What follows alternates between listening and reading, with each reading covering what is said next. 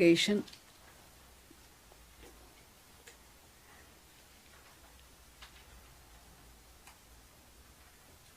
he invokes the grace of Bhagavan in the form of very teacher himself. Then he also offers his salutations to the very knowledge, the very teaching. And later on, in the third, fourth and fifth, in these three karikas, if you see, it's very clear.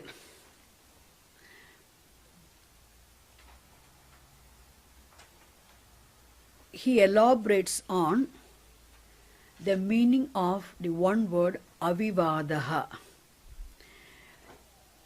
which is a word presenting the glory of the Shastram. How this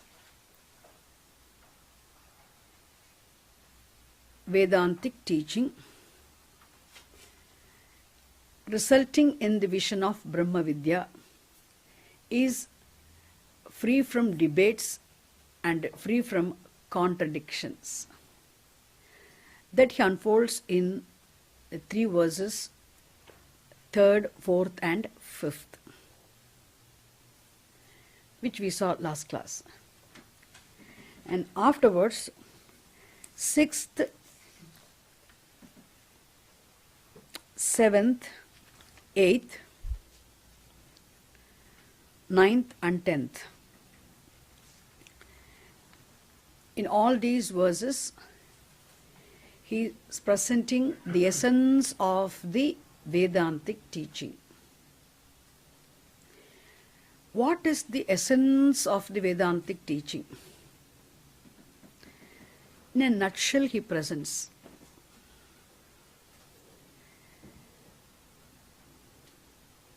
When we say Vedanta Shastram serves as a means of knowledge of the truth,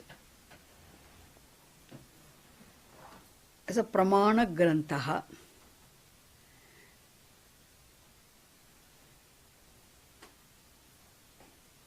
and when we say knowledge is the means of the attainment of moksha, the ultimate end, does Vedanta Shastram really help us attain the moksha? We ask this question. Vedanta Shastram does not help us attain the moksha.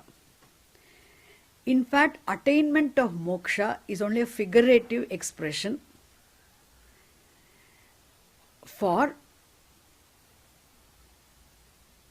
the attainment of the knowledge of the fact that moksha cannot be, need not be attained,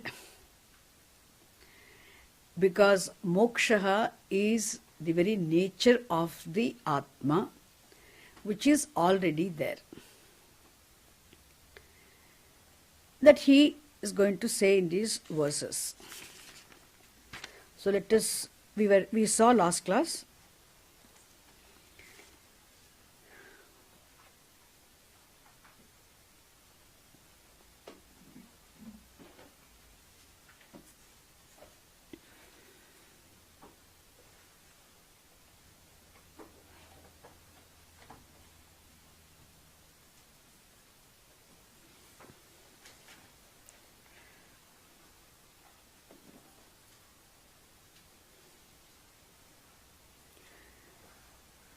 Ajatasya dharmasya. This is the sixth mantra, sixth karika.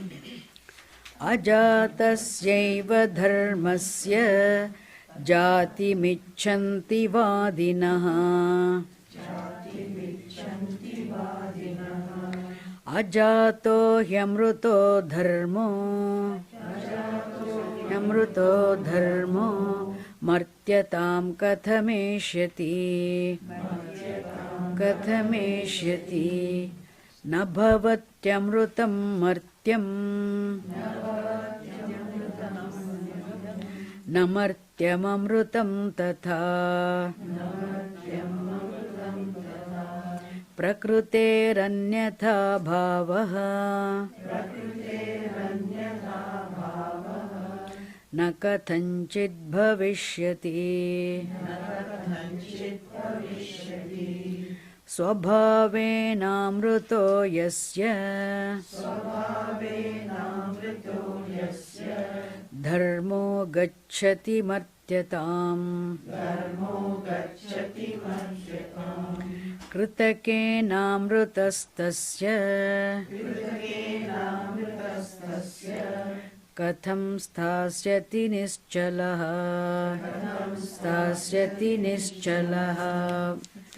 I think this is where we stopped last class.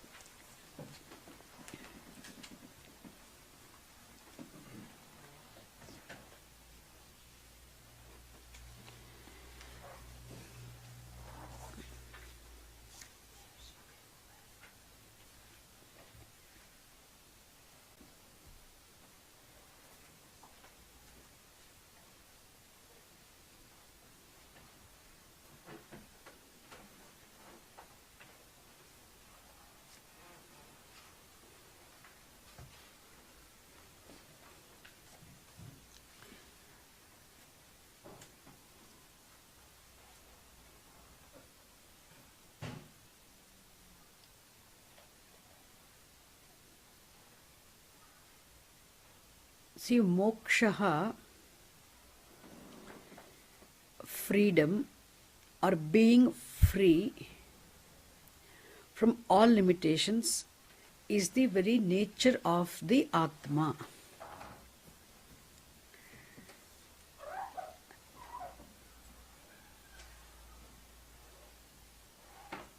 And the essential nature of every individual is nothing but the Atma. Essentially, everyone is free. Potentially, everyone is divine. Essentially, everyone is free.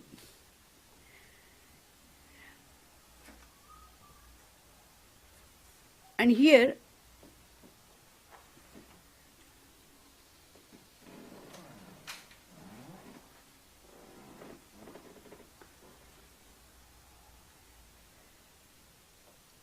to understand this fact, we also understand another fact, that there is no creation at all.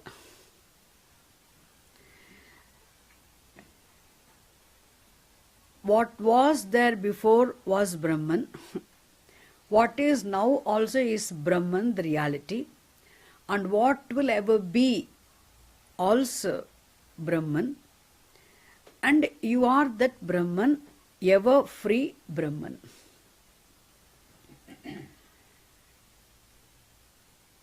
This is an abstract fact, which means there is only, what is this Jagat then, if you ask? It's only manifestation of Brahma. And there's no such a thing called creation at all. To say that, you have to say there is no bondage, which means there is no jivaha. There must be jivaha. First of all, you had established the jiva. Then you can say jiva is a limited individual, jiva is bound. There is no jiva means, and who is bound there? There is no jagat, there is no jivaha, which means there is no creation of the universe, jagat. There is no creation of the jivaha. There is no such thing called origination at all. There is no creation at all. To understand there is no bondage, and freedom is the original nature, very nature, you have to understand that there is only manifestation of Brahma, and that Brahma, Ahamasmi, I am that Brahman. To understand this, you also understand what? Negate very creation. There is no creation at all. There is no creation of the universe, there is no creation of the jivaha also.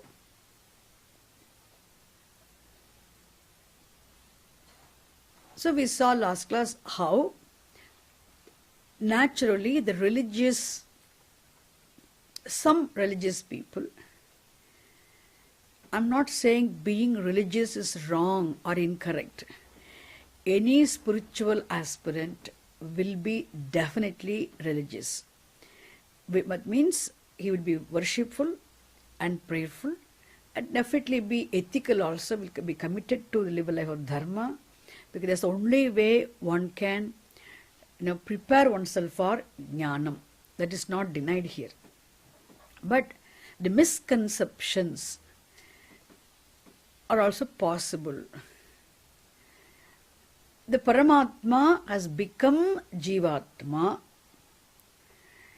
and becoming Jivatma, the Jivatma has to undergo this samsara, the life of transmigration, and every time he is born and he has to go through pains and pleasures in keeping with one's karma in terms of prarabdham.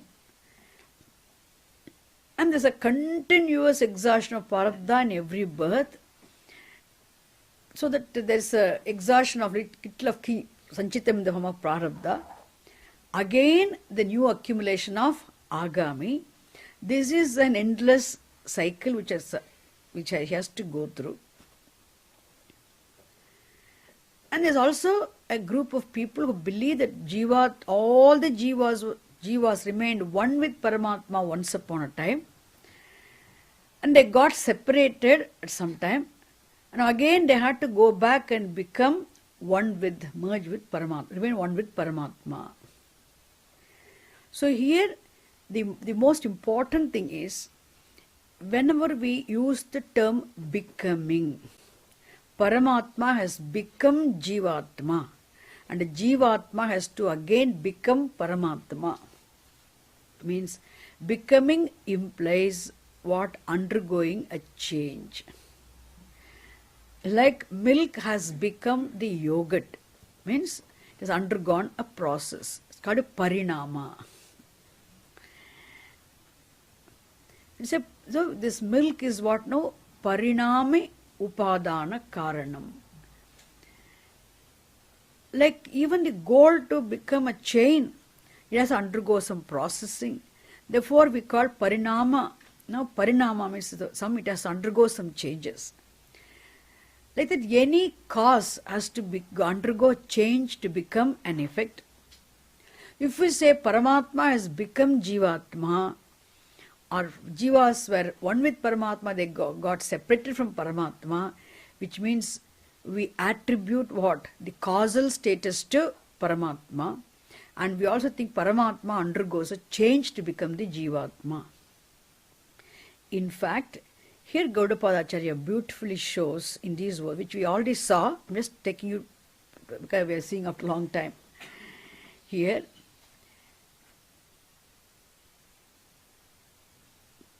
is Paramatma the cause? If we say Jivas have come into existence, originated from Paramatma, then Paramatma must be the Karanam. If Paramatma is, if we look upon the Paramatma as the Karanam, then Paramatma is something subject to change. Then you cannot say the Paramatma is what? The eternal, beginningless, endless, changeless reality. We also say what now? Paramatma undergoes a change. Therefore, the very fact that all of us blindly accept what? Paramatma is eternal reality. Eternal. Bhagavan is eternal. When we use the term eternal to mean Bhagavan is eternal, we say, and we also say Paramatma has become Jivatma. Therefore, eternity and becoming cannot go together. So any cause is actually an effect only from its own cause. There is no such a thing called absolute causeless, uncaused cause.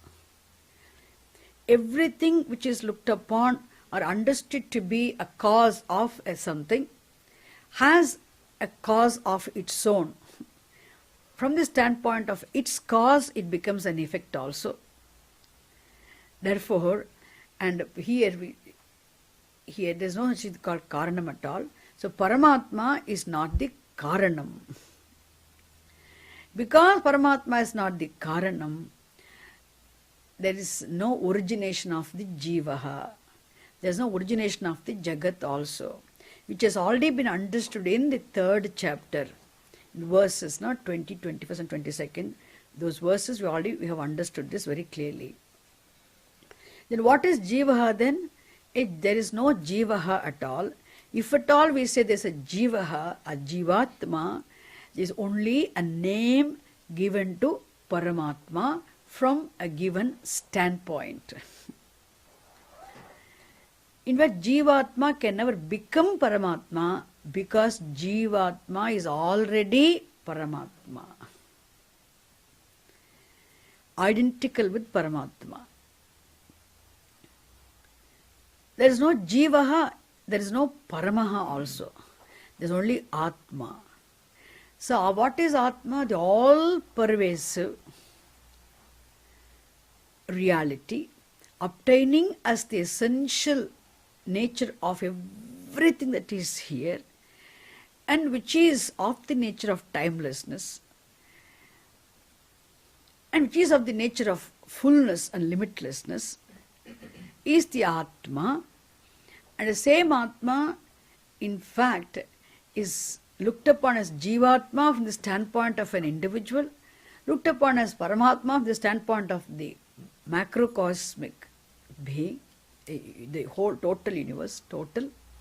There is no Jivaha, there is no Paramaha, there is only Atma. Even if you want to use these terms also, we have to say Jivatma is identical with Paramatma. The two different names for the only reality from two different angles, from two different standpoints. There is no way of becoming. That's what he establishes in these verses which we saw earlier. So old lesson, okay? I hope if you saw last class, you watched on live streaming.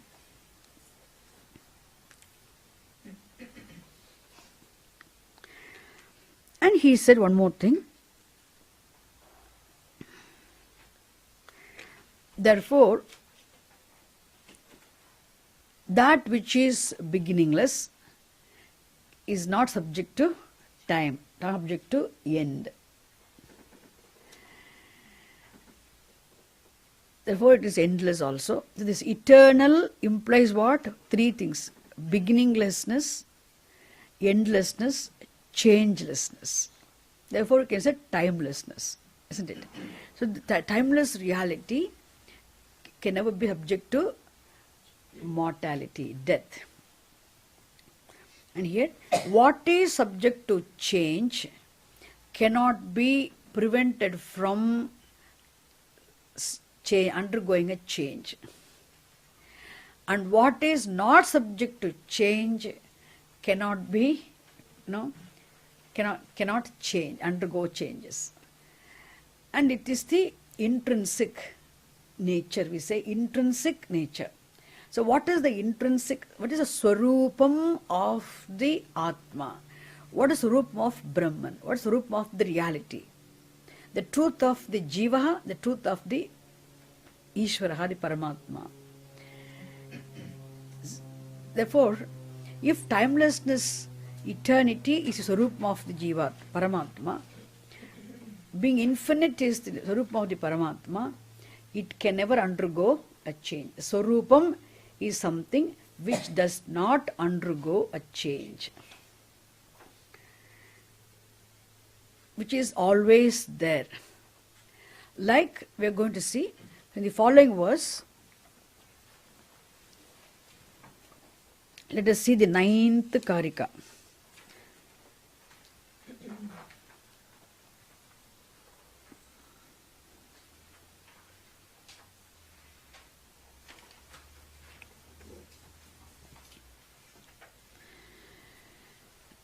So freedom, being free from bondage, being free from limitations, is the very swarupam of the Atma, Brahma, You are that ever free Brahma. So it is the intrinsic. So Swarupam means what is the Swarupam? So he, in the following 9th Karika, he gives 4 examples to understand what the word Swarupam means. Swarupam. So Swarupam is that which never, in no situation, in any condition, which does not change. That which does not change at all is the Swarupam. We are going to see that. He gives 4 examples. Let us read the 9th Karika now.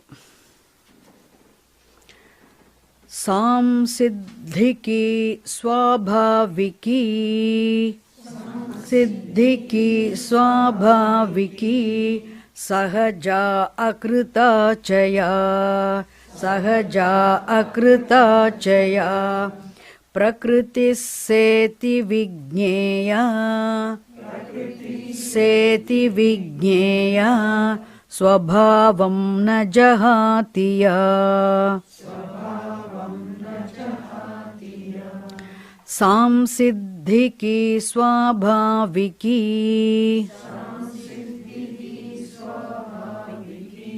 Sahaja akrita chaya Prakriti seti vigneya Swabhavam na jahatiya. Okay. See here, he uses the term Prakritihi. Take this verse 9th Karika. See the word Prakritihi. See, usually we have understood this word Prakritihi as the name of the matter.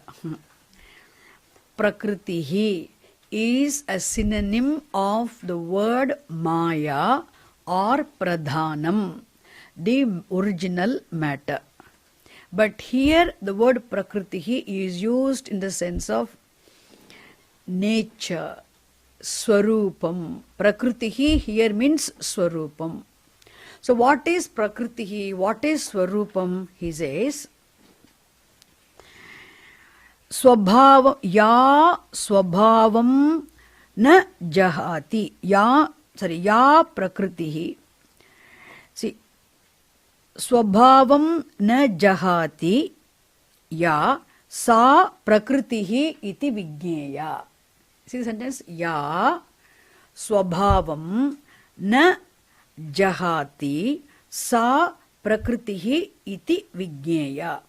That has to be understood to be the Swarupam, which does not undergo a change at all.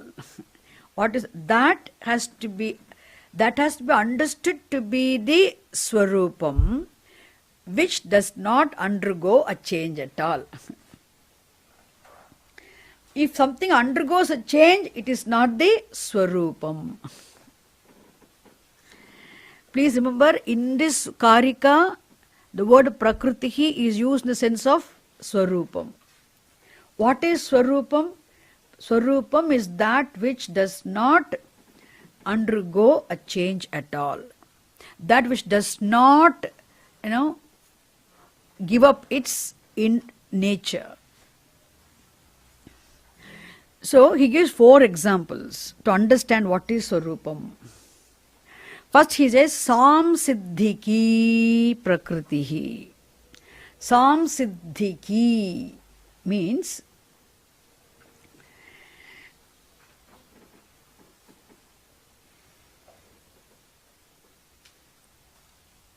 see, Siddha Purushas. The Siddha Purushas, the people who are blessed with or who have earned certain occult powers, Siddhi powers. The Siddha Purushas have some Siddhi powers. Of course, being endowed with the siddhi powers is not moksha. Being a siddha purusha, having siddhis, having some powers or some miraculous powers is not really a moksha. But being able to materialize the miraculous powers also is not easy to accomplish. Isn't it? One must have done a lot of tapas. One must have worked for even earning those siddhi shaktis, powers. The supernatural, miraculous powers of being able to materialize things, or lots of things, there's anima, garima, mahima, lagima. We talk about so many, ashtamaha siddhayaha. These powers are possible for a siddha purusha. And there's many ways of accomplishing those powers also. So continuously repeating a mantra for a long time with great shraddha, repetition of one mantra with the focus, attention itself, sometimes for a long time, not with a distracted mind, okay? Highly disciplined person, he can attain siddhis as a mantra siddhi, through chanting of mantras, recitation of mantras, or to the mantra japa, one can have powers. Sometimes some special herbs also can give some powers. Aushadha dwara siddhihi. Sometimes even wearing some special gems, mani nam dwara. When some people believe that when you get some special, very precious gems also, and it is possible for a length of time, one can have some. That's why people go mad, okay? People go, they somewhere some fact is there. That's why they go in search of finding some beads. We go and we only get fake beads, not the original things. And then even if original also, not all the monies have the capacity to give you those siddhis. So it's a mani nam, when you dwara also, when you have some precious gems, and very sometimes wearing those gems for a long time, again this living a disciplined life, okay? Merely wearing gems will not give one siddhis. Disciplined life of tapas, and repeatedly doing that also can give some siddhi powers. So aushadha dwara, herbal, and mantra dwara, like by reciting mantras, chanting mantras, doing mantra japa, like there's many ways of accomplishing, attaining siddhi shaktis, miraculous powers. And such a person who is endowed with miraculous powers, attained through some means or the other, is also called siddha purusha. And the siddha purushas, when they are born, because they work very hard, it's a great tapas which blesses one with such miraculous powers. If the person is born as siddha purusha, and he might have earned after being born, or before even being born, he might have worked for it, he might be born as siddha purusha also. Or after being born also one can accomplish siddhis, shaktis, but it is not that overnight accomplishment. He must have worked in many other janmas, or he might have worked in this very janma itself, but it is anyway, it is hard earned shakti. It's not easily attainable. And such people, if they are born with such siddhis, that miraculous powers, and if they achieve the siddhis in this janma also, a result of the past life's efforts and also the present efforts, and those siddhi shaktis will be there in that person until throughout his life the powers will be there.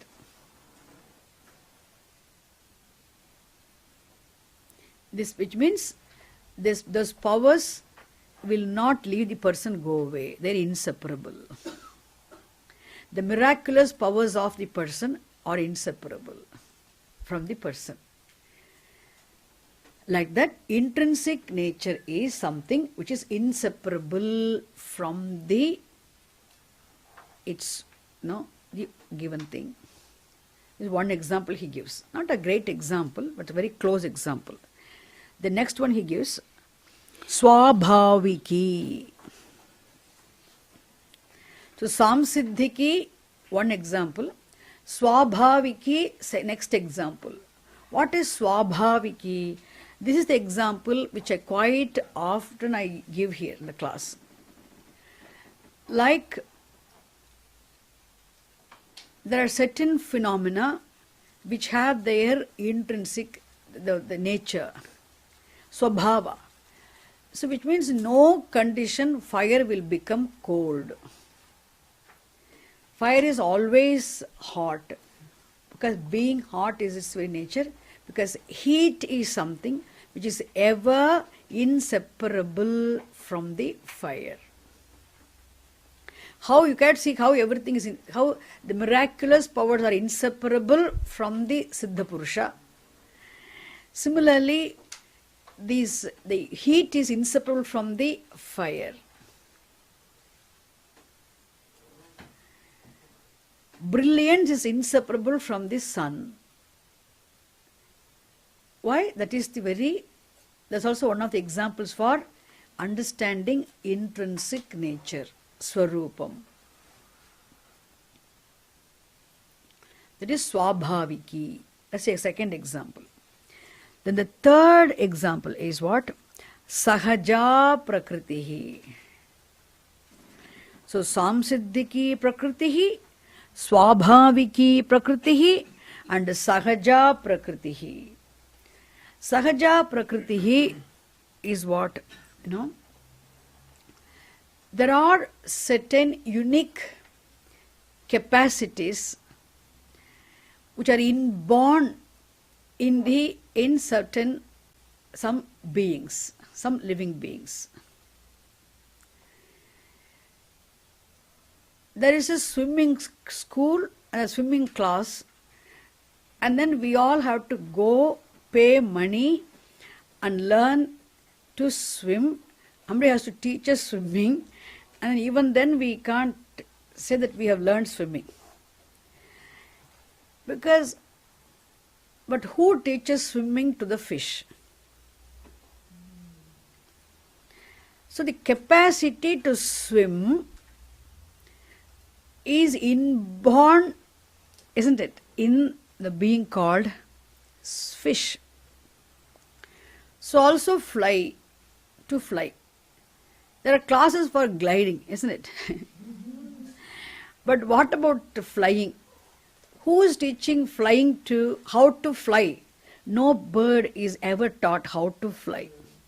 So the capacity to fly, when its wings grow, when the bird becomes a full-fledged bird, the capacity to fly is naturally there. And can you separate the capacity to fly from the bird? Can you separate the capacity to swim from the fish? Those capacities are inseparable from certain beings. That's called sahaja, inborn capacity to do certain things, which is also what? Comparable. It's not intrinsic to the bird, intrinsic to the fish, beings. You have to understand the unchangeability, inseparability of what we're talking here. To understand intrinsic. What is Swarupam? Similarly, there's another word, Akrita cha ya. Akrita. Akrita Prakritihi. So Samsiddhiki Prakritihi, Swabhaviki Prakritihi, Sahaja Prakritihi. Now we have Akrita Prakritihi. This Akrita Prakritihi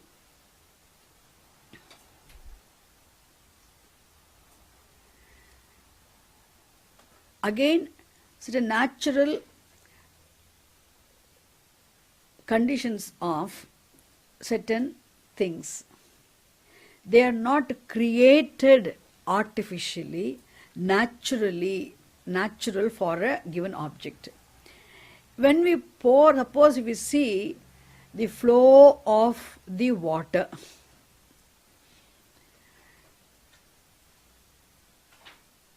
how does the water flow? Always water flows downwards.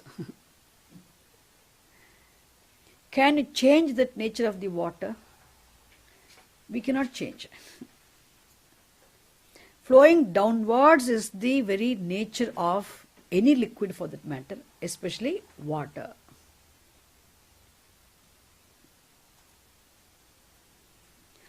Now, burning, flowing downwards is also what?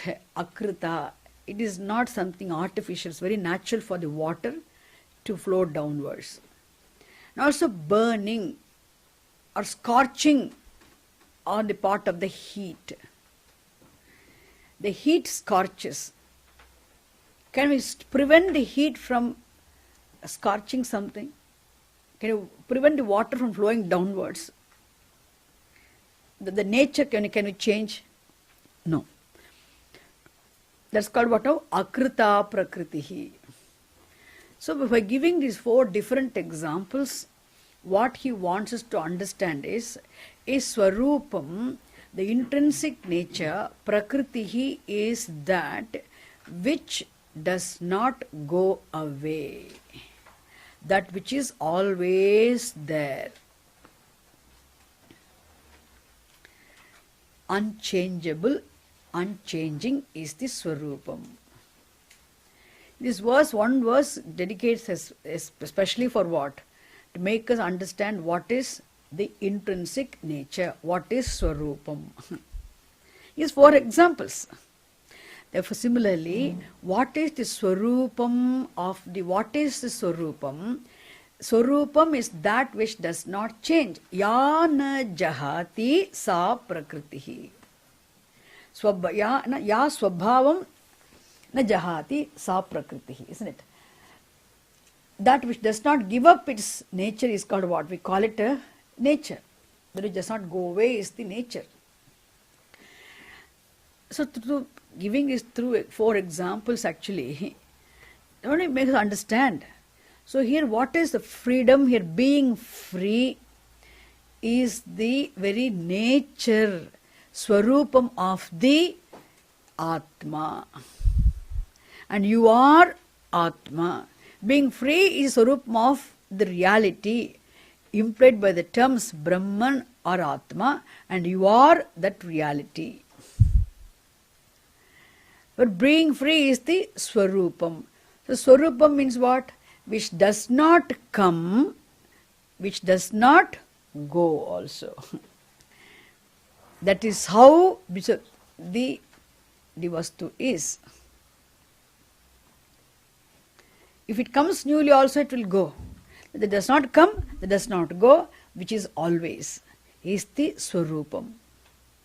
Therefore, here he says, with this he ends. Therefore, moksha does not come, does not go. Being free is what? We take the word of moksha, freedom. So being free from all limitations is the very Swarupam of the Atma. Therefore, you are Atma means moksha, you need not work for moksha. You need not, cannot attain moksha. Can you ever attain moksha? You can never attain moksha. Why? Because it's already your Swarupam. Then what do we have to work for? We need to work for understanding the fact that we need not work for moksha.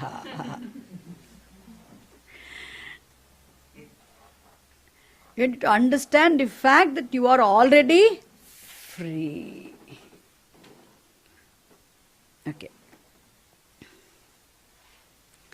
He concludes in this 10th Karika. Let us read this now. Jara marana nirmuktaha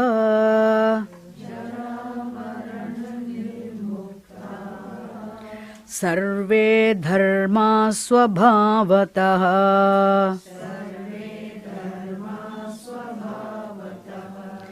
Jara marana nirmuktaha Sarve dharma swabhavataha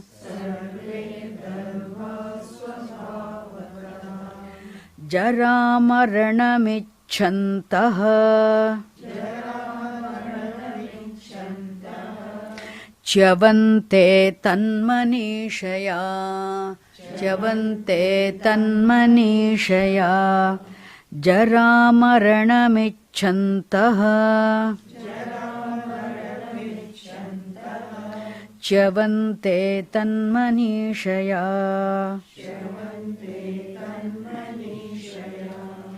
Okay. Therefore, if you understood what is Swabha, what is Swarupam of the Atma, Swarupam of one's own self, what is absolutely there is Atma, the reality implied by the terms Atma and Brahma, and whose Swarupam is free, the Swabhavataha. Therefore, here is Swabhavataha Sarve Dharmaha Jara Marana Nirmuktaha. So all the beings here, all the jivas here are absolutely, naturally, what now? Intrinsically, they are ever free, nirmuktaha, ever free. There was never a time they were bound even for a short while, isn't it? Ever nirmuktaha, from what? Ever free from what? Jara and maranam, old age and death. Why he talks only about old age and death, not about the birth? It implies, birth also is implied, because these two things are something which we never like. Getting old, nobody likes.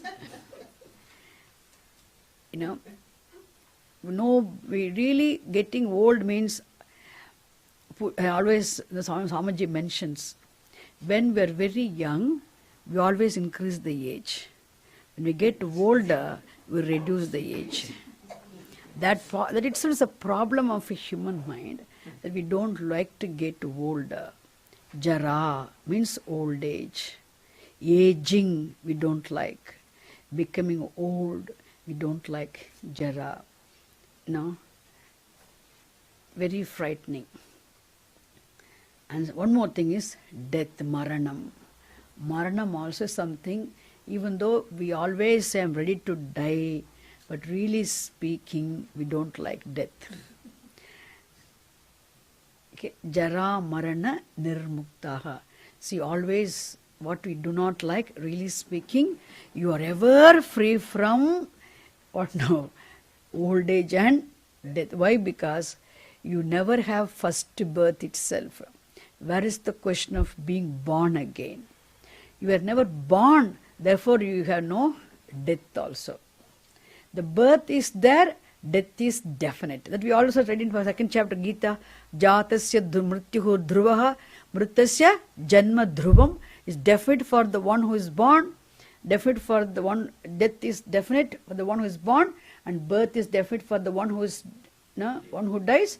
But here, you are not born, you are never born, therefore you are not going to die also. There is no birth, there is no death, there are no shad vikaraha, isn't it? There is no growth, there is no change, nothing is there on the part of the Atma.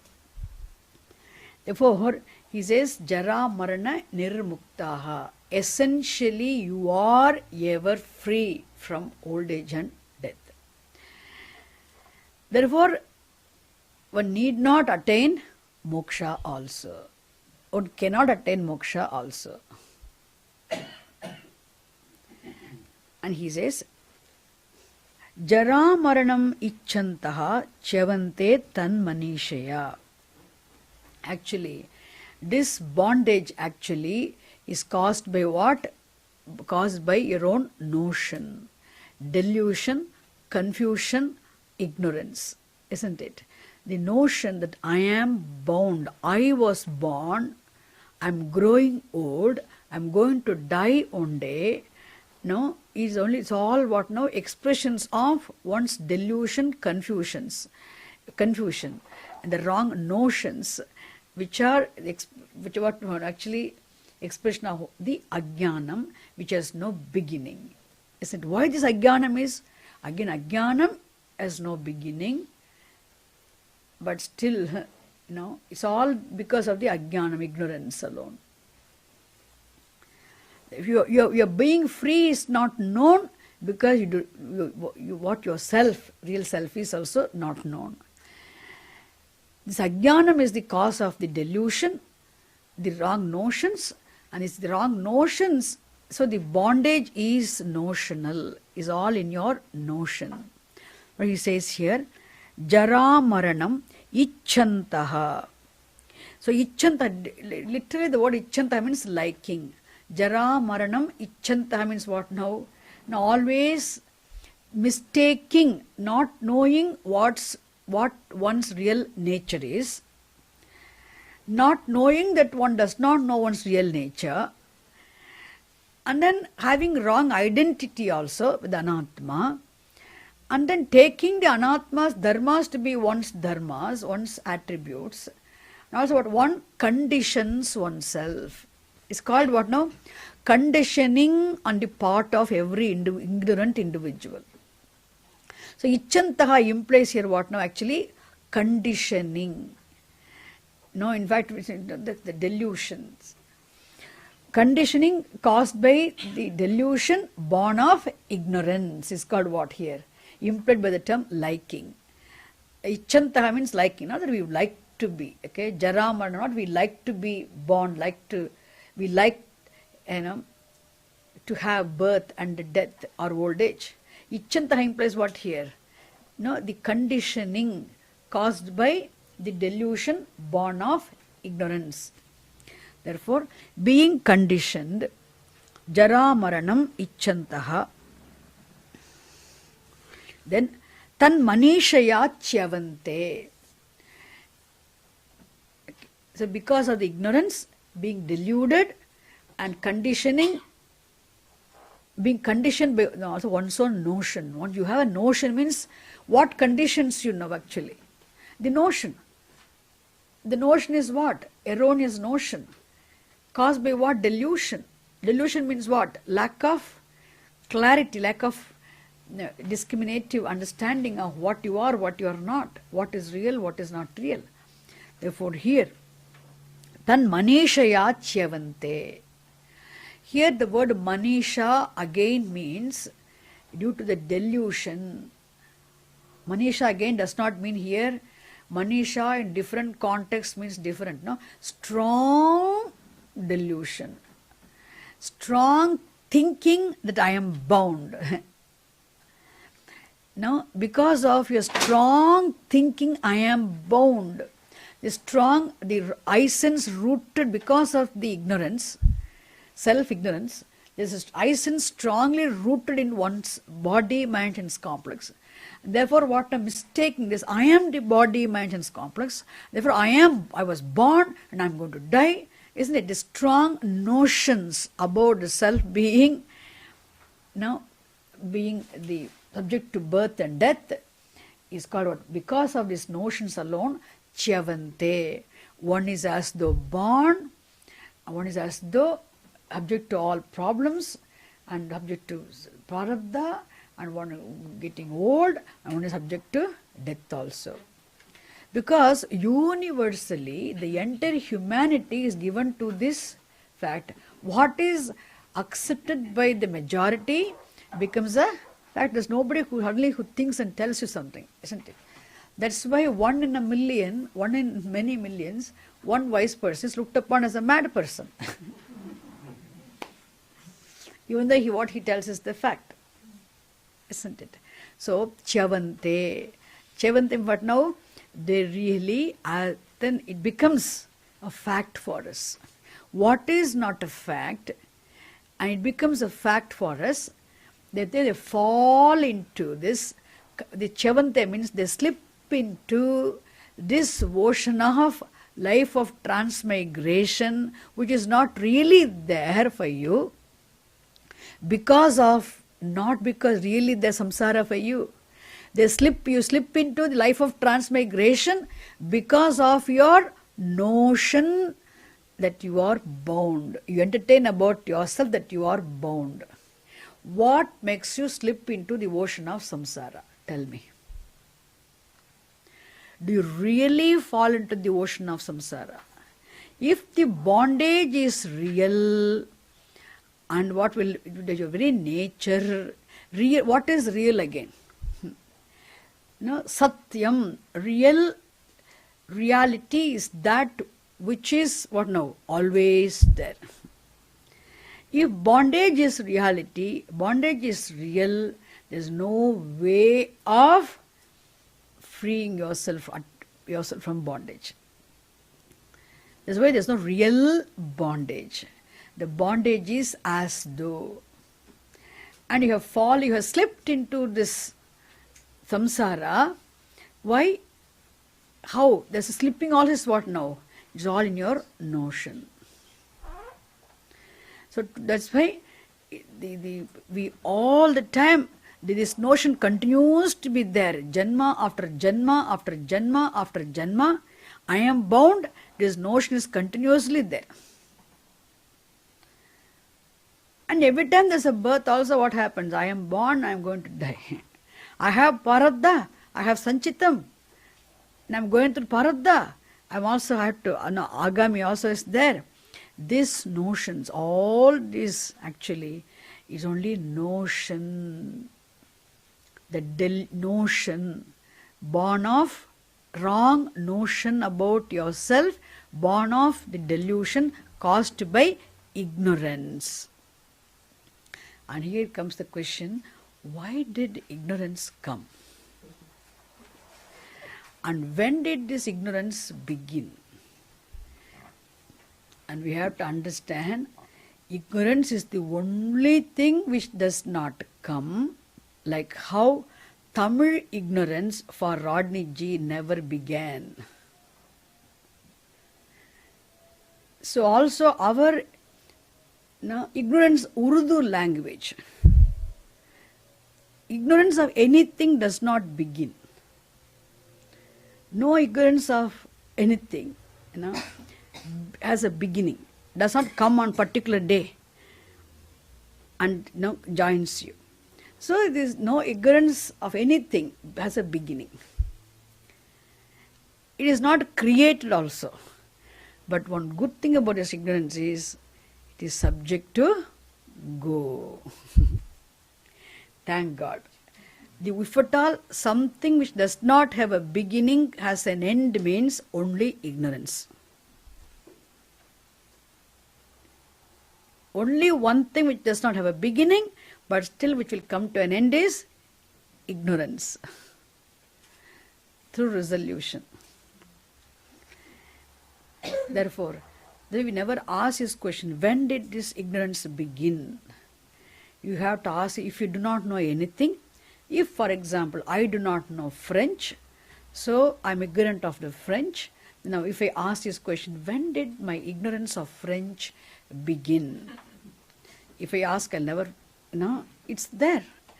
So what all I do not know, there is beginningless ignorance of so many things. But any ignorance will go. It's subject to, it can go, if I make effort to resolve it. I can die as a French ignorant person also, no problem. Therefore, this ignorance of one's own swarupam being, swarupam being ever free, the freedom being one's own swarupam. This ignorance of one's own swarupam being limitlessness, one's swarupam being freedom. one's own self is something which is there, and because of this ajnanam, there is delusion, lack of discriminative knowledge. Therefore, there is what now? That results in the wrong notion. Notion caused to bondage has to be resolved by what? By resolving by correction of the notion. So knowledge is the only means to correct the error. There is no real bondage at all. Okay. Because the second line of the 10th Karika gives the reason why then there seems to be a continuous bondage. Chavante, they fall into this, the ocean of samsara.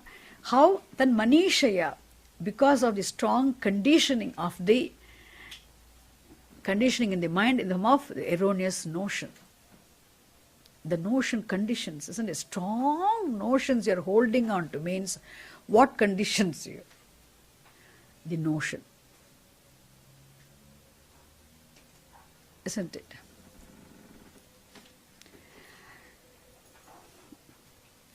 Okay. Therefore, what is freedom is deconditioning, isn't it?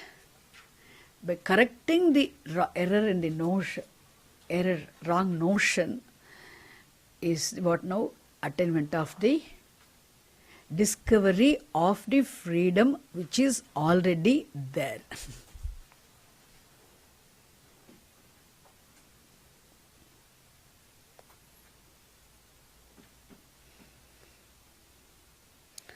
Always by having this thought, I was born, I'm going to die, I'm getting old, I'm growing old.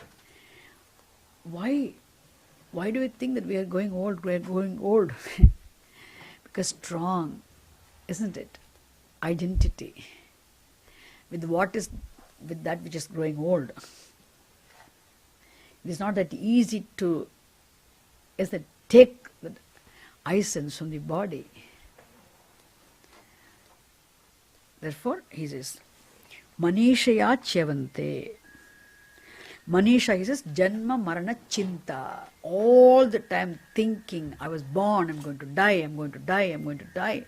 This thought, this is that strong thought in you is called Manisha. That is what that thought is what? Wrong notion, erroneous notion. Because of which alone you seem to be bound. Even now, you are not really bound. Okay. Now, having presented the teaching in a nutshell, which really is it gives us great enthusiasm. It really makes us, my God, thank God, we need not attain moksha.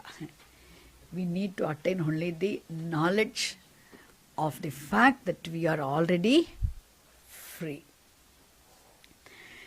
Hereafter, 11th Karika onwards.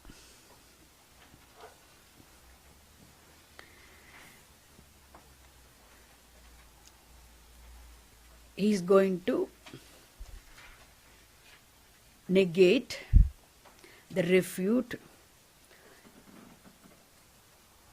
the contentions and the views of the philosophers of different systems of philosophy. Hereafter, the actual teaching begins. See, why he has to do this? Because all these philosophers of different systems of philosophy, whether believers of the Veda or the non-believers of the Veda, all of them accept the reality, accept the creation as real. And they also, because they accept the creation as the reality, and they also have their own theories of creation. How the universe originated, how the creation is real. when they say creation is real, there is creation of the universe. If you accept the creation of the universe, then you have to accept the creation of the beings, Jiva also. Then you have to accept what now? Then bondage becomes also what then? Real. If bondage is also real, then bondage will be something, there's no way of becoming free from bondage. Very attainment of moksha, the moksha being the ultimate end, also becomes something meaningless. Therefore, he has to now say how there is no creation. When you say there is no creation, you are to say there is no creation, you have to finally say what now? You have to say that there is no cause. There is no cause at all. Establish that there is no karanam. So that he begins from here. And first, I talked to you earlier about 10, the different darshanikaha. Of them, the systems of philosophy. The Astika Darshanani, we have 4 Astika Darshanani, and we have 6 Nastika Darshanani, non-believers, and of them mainly 4 Nastika and 6 Nastika. 6 Nastika. 6 Nastika Darshanani, 6 Nastika Darshanani, 4 Astika Darshanani. No. 4 Nastikas, Jaina, Bauddha, Or Nastikas. Charvaka, Or Nastikas. That is 4. See, by slip of time I had told, but actually I remember very well, I said very clearly, 4 Astika Darshanani, 6 Nastika Darshanani. I did say in the class. Maybe we have to go back and listen. Yeah. Yeah. Anyway, let me come back to you. Now we are going to see again, don't worry. It will become very clear here. We are going to see that anyway. So when we... Does it depend on Vedas basing on the scriptures as the base of Nastika and Astika? No. When I say Astika, Astika means those philosophers who accept Veda as a subservient to their views, to establish their views. So all of them, see, all these people, all the philosophers, predominantly they have logic as their means of knowledge. For the main means of knowledge for them is the logics, tarka. And the 4 of them, you accept Veda also as subservient to what they established through the logics. So, we can tarka pradhana darshanani.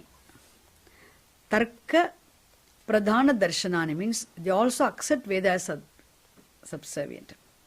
But the Nastika darshanani, they use only tarka as the pramanam. They do not touch Veda at all, which means they do not accept Veda as the means of knowledge. That is why people who use only tarka as the means of knowledge, tarka is there, means they are called Nastika Darshanikaha, Nastika Darshanani. And who accept also Veda, they are called Astika Darshanikaha, Astika Darshanani. But even the believers of Veda who accept Veda as subservient, pramanam, even they also make mistakes. That is why here Gaudapada Acharya negates the views of Astika Darshanani philosophers and the views of the Nastika Darshanani. He has to refute. And here, he instead of taking all the 4 Astika Darshanani, he just takes only the Sankhya philosopher mainly. Why? Because it's always better to, Swamiji, it's called Prathama Malla Nyaya. Prathama Mallaha means a champion person, isn't it? If you want to break the record, you just go and knock off the person, the latest record. By only you have to defeat only that person who has the latest, the record breaker, who has broken the record, latest who has created the record, and you have to only fight with him. Don't need to go and fight with everybody. So similarly here also, Gaudapada Acharya just negates only Sankhya philosopher, who has already negated other philosophers. So mainly we always consider here the Nyaya philosopher and the Sankhya philosopher. They are, the Sankhya philosophy, the sixth system of philosophy, and the Nyaya system of philosophy, they are Tarka Pradhana Darshanam. Sankhya philosophy, Tarka Pradhana Darshanam, means predominantly Tarka based system of philosophy. So he refutes the Sankhya philosopher first. And there are 2, the Vada. Vada means the theory. Each theory of creation. Now we call it a different. Vada means, literally means argument, isn't it? So what is that argument based on which they have their theory of creation? The Sankhya's theory of creation is called Satkarya Vadaha. And the Nyaya philosopher's theory is called Asatkarya Vadaha. So Asatkarya Vadaha, really, Gaudapada Acharya does not even considers worth discussing. Why? Does not consider it's worth discussing the Nyaya philosophy here, because the fallacy there is very evident. Asatkarya Vadaha has 2 big problems, which means it cannot stand the scientific. It contradicts the science, modern science, and even grammatically also it does not stand scrutiny. Which means when you say the universe something originated. The universe has originated from nothing. Means the originated is a verb, and that verb should have a subject, isn't it? Nothing, out of nothing something has come into existence means that coming into existence, what is subject of that verb of coming into existence? What is subject of the verb originating? There is no subject. Therefore, how can there be a verb without the subject? Isn't it? When you say, the Nyaya philosopher says, there was nothing before. So what is already existent need not come into existence, cannot come into existence, isn't it? Therefore, what was not there alone should come into existence. That is his argument. Therefore, he says what? Therefore, definitely nothing was there. Out of nothing, it has originated. The universe has originated. Which means, what is it from which it has originated means nothing. Which means there is no subject for the verb origination, isn't it? Originating. The verb has no subject. So grammatically also it is incorrect to say that the verb originated must have this subject, which is not there according to a Nyaya philosopher. Therefore it is grammatically wrong. Then even if you take this latest, the basic principle of the law of conservation of energy and matter also, nothing is freshly created, nothing can be created, nothing can be destroyed. Therefore, scientifically also it is incorrect. Therefore, Nyaya philosopher, what he says is, it's not worth discussing at all. Therefore, here Gaudapada Acharya does not consider discussing the Nyaya philosopher. And he is also powerful as an Astika philosopher. Who is more powerful than Astika? Who is more powerful than a Nyaya philosopher? He is the Sankhya philosopher. Because he is very close to, he comes very similar to Advaita. It is very easy, it is very natural. Now, it can easily be deceived. We can mistake. That is why he takes into account and he carefully discusses his basic views, and he also refutes them carefully. Refutes the Sankhya philosopher's view. That comes here from this verse, Karika, 11th, 12th and 13th. These three Karikas he refutes. Gaudapada Acharya negates the Sankhya philosopher's view or theory of creation. View. Why he refutes his philosophy? We have to remember to negate the very the belief, they hold on to the theory that there is no creation. Okay, you have a small break and come back. I'll continue this.